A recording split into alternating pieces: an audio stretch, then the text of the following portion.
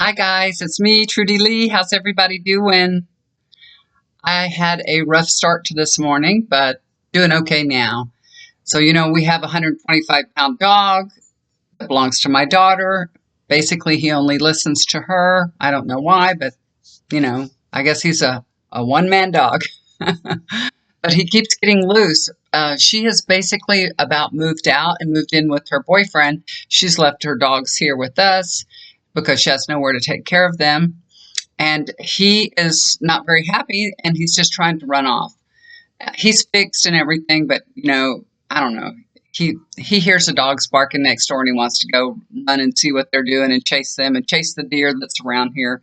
But I have a couple of people that live across the street that are deathly afraid of him.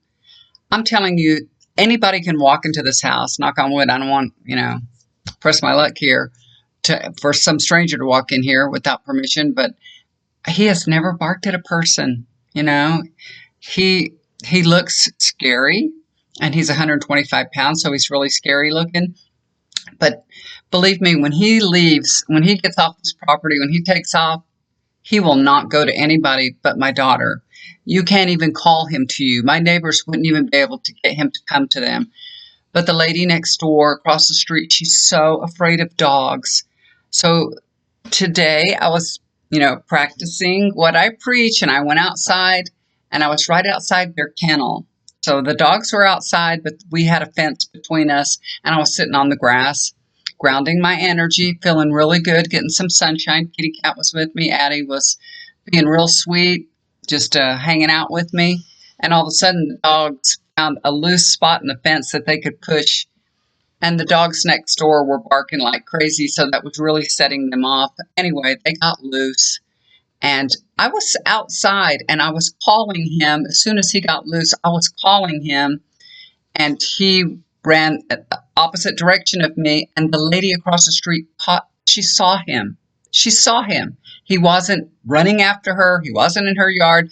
I heard her started screaming like bloody murder. I'm like, oh my God, I had a heart attack. I literally had a heart attack. But then I saw him turn around and walk right back into my yard. So he never even really left my property. He just went to the edge of the street and came back and went right back down to the dogs that are next door to me. But she saw he was loose, and so it freaked her out, and she screamed. And then her husband came over here, and he wouldn't get out of his car. He just started honking his horn. And we were trying to round up the dog. We were on the other side of our house, and we're like, who's honking like crazy? We walked to the front of our house, and the next door neighbor is screaming at us, your dog's loose, and I'm going to call the dog catcher. And, what can we say? We know the dog's loose. We're trying to catch him. He's on our property, but they're scared of him. I understand they should have peace. They ought to be able to go outside without being worried about a dog. And he said to my husband, I'm going to call the dog catcher. And my husband said, go right ahead. See if they can catch him. So anyway, he didn't call the dog catcher, but he was real mad. And I called my daughter and made her come home from work and round him up. As soon as she pulls up in her car, she honks her horn, and he comes running to her. And he's on our property, but we have 3 acres, so he's way in the back. It wasn't a good morning. So now I'm going to bake some banana bread and offer it to them as a peace treaty. Keep everybody happy. I don't want, the neighbors to be upset and mad at us, and they have the right to get upset. Although I know that dog will not bite anybody, will not chase a person. He's interested in barking, chasing the dogs next door. He's he's a little pack animal. He just wants to go barking around, but he won't go to anybody. No, he won't go to any person, and he is not a vicious dog. And Kai, my other dog, as soon as I called her, she came right back. She doesn't run off. She listens to me, thank goodness. So I called her, and she came right back in. But it took us like 45 minutes to get him back in the house. So it wasn't too bad, but just that the neighbors got so scared. Anyway, I was going to do this yesterday. I had all this prepared for yesterday, but I couldn't do it because my husband was pressure washing the deck. And he was making such a ruckus out there. It was getting so noisy and loud. I was like, I'll have to do it tomorrow. So this is a download that I got yesterday. I just plugged in my microphone. I realized it wasn't plugged in, so I hope y'all could hear me just fine, and maybe you'll hear me a little better now. Okay, so what I want to talk about is people that have trust issues. There's a lot of that happening, in people's lives. So people that have been hurt, they have trust issues. And you might be dealing with a person that has trust issues that have been hurt before, or maybe you have trust issues yourself, and it takes a lot of patience to deal with somebody that's really been hurt and has all these trust issues, no matter what side of the coin that you're on, the giving or the receiving, you have zero control over another person. You can't control the way another person behaves, right? And maybe you're worried that the person that you care so much about is not being faithful to you, but you have to always go back to that. I cannot control another person. And you may think, well, this has happened to me before, and, it might happen again, or I'm not going to let it happen again. You get all these little thoughts going in your mind. And thoughts have energy of their own. And when you start thinking those kind of thoughts, energetically, you're on this journey that you probably would not want to be on, really, because thoughts become words.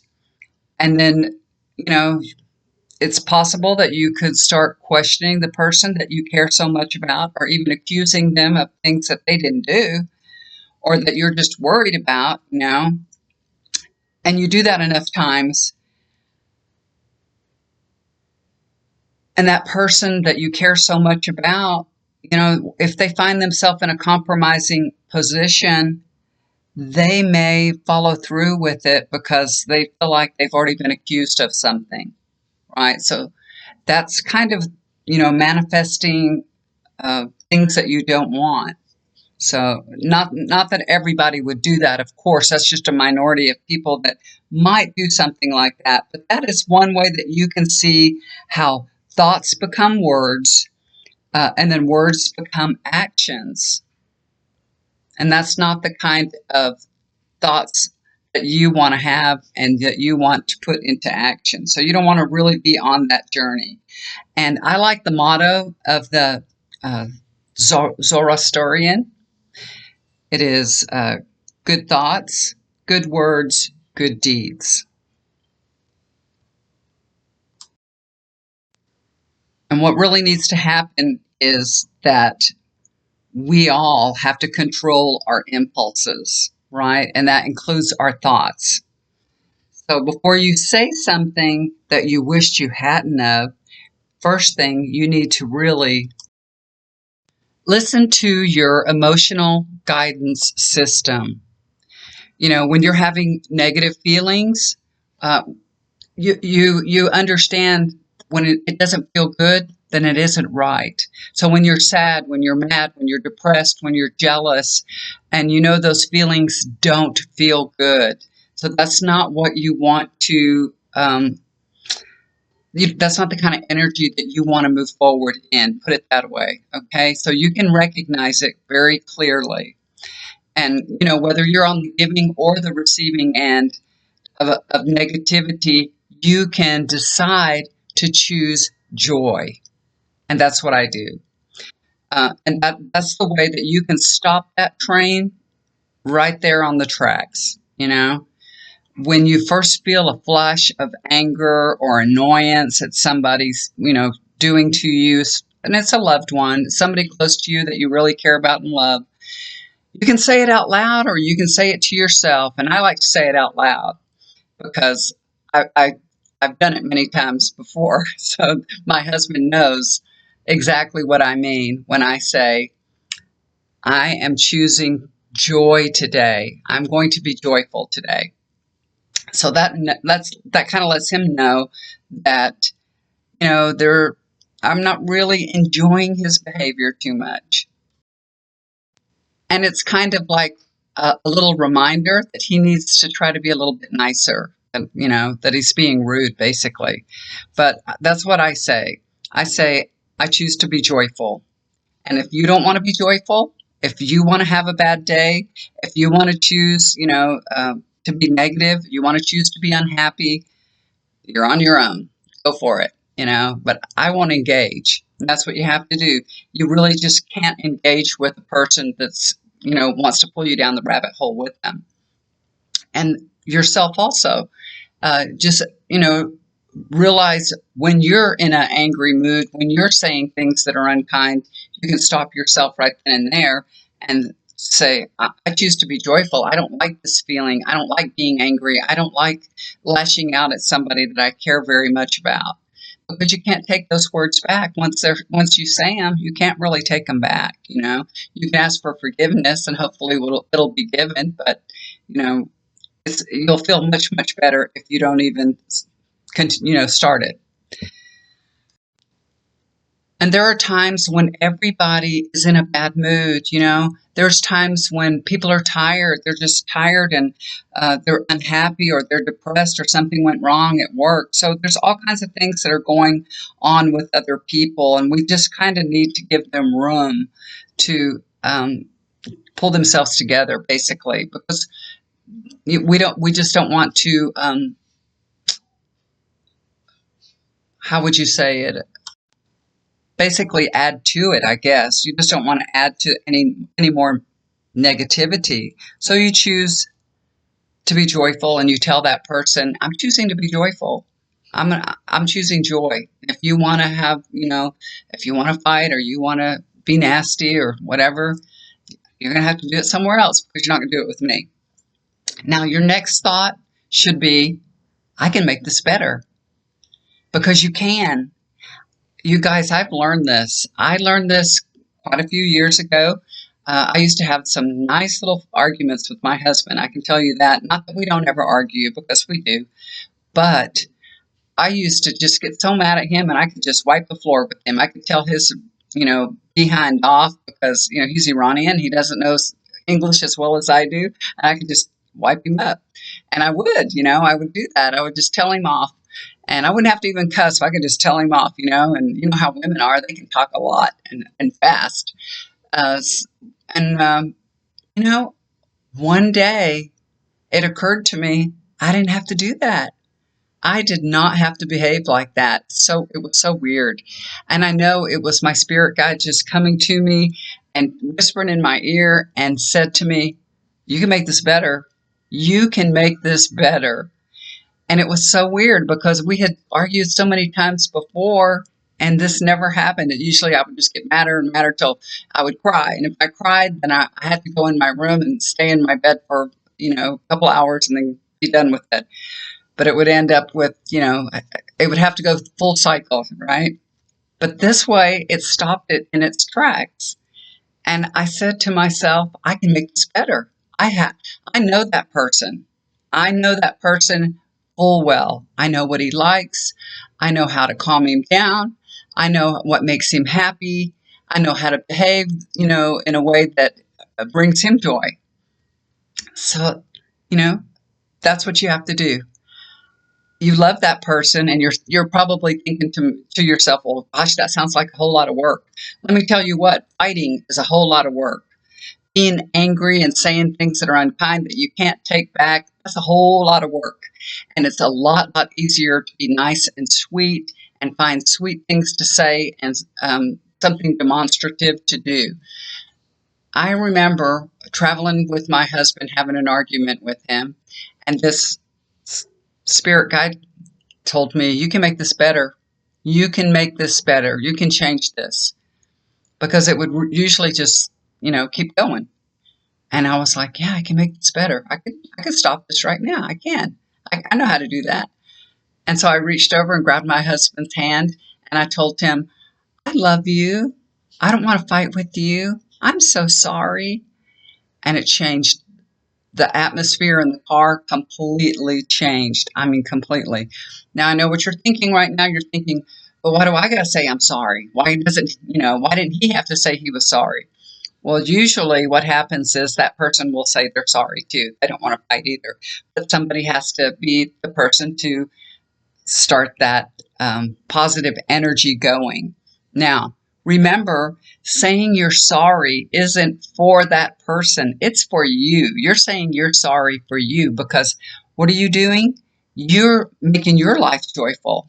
And when you make your life joyful, that beautiful joy will spread to all parts of your life. So when you make yourself comfortable, happy, joyful, then that person you're with will be joyful also. So think of it like that. It's not that I've done something wrong that I have to apologize for. It's that I'm bringing peace and joy into my life. And that's how it's done. And believe me, you guys, it's worth it. It is worth it. And I promise you that the person that cares about you and loves you and, they want to be joyful and they want to have a happy life and relationship, they'll apologize too. They'll be so grateful that you decided to end the fight quickly and easily. I promise you, it'll turn into something very, very positive. And in the very beginning, when I first started doing this, now this was many, many years ago. This was over 20 years ago that this happened between me and him. And it doesn't like happen all at once. Bang, every problem is solved. That's not how it works. You have to keep working at it. Any relationship takes work, so you have to keep working at it. And you may have to say to them many times, I choose to be joyful. And let me tell you, I've told my husband many times, I'm being joyful today. Please don't ruin it. And now sometimes he'll even make fun of me a little bit. But that's okay. That's okay. And he'll know that what I mean, that, we want peace and happiness and joy in our marriage and our relationship. So he understands that. So in the very beginning, you might get a little bit teased or something, but your partner will see a difference in your relationship and they'll be grateful to you for it. So it takes a little work, it takes a little effort, but it's really, really, really worth it. It is. So if anybody knows my husband, they know that he can be very annoying. I'm sure that he thinks I can be very annoying too, but we try to derail the negative, right? And just take those impulsive thoughts and, turn them into something positive, realize that we don't have any control over another person, choose to be joyful today and every day, and know that you can make things better because you can. All right. Okay, so that was what came through yesterday that I was unable to make a video about, but there it is. Thank y'all for tuning in and listening. I really appreciate it. There's going to be some bad weather coming. Now, I know somebody might be watching this months from now, but there is some very bad weather coming, very cold weather, blizzard, ice storms. You guys, please take cover, stay out of harm's way, listen to your local weather forecast, and make sure you have plenty of supplies on hand just in case, something happens, you're without water or electricity. It's hotter than hell here, y'all. I was so happy that it was warming up. It's 85 degrees outside now, and we were working on that deck, and I'm still sweating. But I ain't turning on the air conditioner. No way. No. It's going to cool off. Tonight, I think there's some dry air coming in, and it's supposed to be 35-mile-an-hour winds. So I'm going to just wait till tonight. Yeah, but it's getting hot. It's getting really, really hot in the sunshine, and there's not hardly any wind out there today. So working on the deck in full sun, it was very, very hot. But we are getting ready for the Iranian fire party that's going to be happening on March 14th, which also happens to be our anniversary. So my husband is preparing the deck, and I'm overseeing it. We just went and bought some paint a while ago, so we're going to start painting it pretty quick. He's still trying to get up the bits of old paint and stuff. It's challenging. It really is, because I want things done right, and he wants things done quickly. So, we're going to have a joyful union on the painting of the deck. This is the time when he thinks I'm super annoying. and I'm probably being super annoying to him, but I'm trying to make sure that it gets done decently so that, you know, it'll stay painted at least for a year. It seems like every year we paint that deck, it just never stays. The sun is so hot. I don't know why. I've tried staining it. I've tried painting it. Nothing really keeps the paint on. So I guess it's Texas summers, right? All right, guys. I hope everybody is doing well. Thank you for tuning in with me. Love you guys so much. If you would like to get a reading, please let me know. I know I haven't done any public readings lately. I'm doing a lot of healing sessions, a lot of chakra balancing, and I really enjoy doing those. And of course, you know, healing sessions won't cost you anything. You can email me and ask to be put on the healing list, and I will send healing, and I will follow up with a little email after I do a healing session for you. So please let me know if you or a loved one would like to be on the healing session list, and I will get to you for sure. But if you'd like your chakras balanced, you want to do grounding, if you're unable to go outside and you can't ground your energy, I can help you with that. If you need to move some energy out of your home, I can help you with that. Or if you'd like to get a reading, just look down below. My email is down below. Okay? All right, guys. Love y'all so much. Thank you for tuning in, and I will talk to you again soon. Please do something kind for somebody. It'll always come back to you. Bye for now.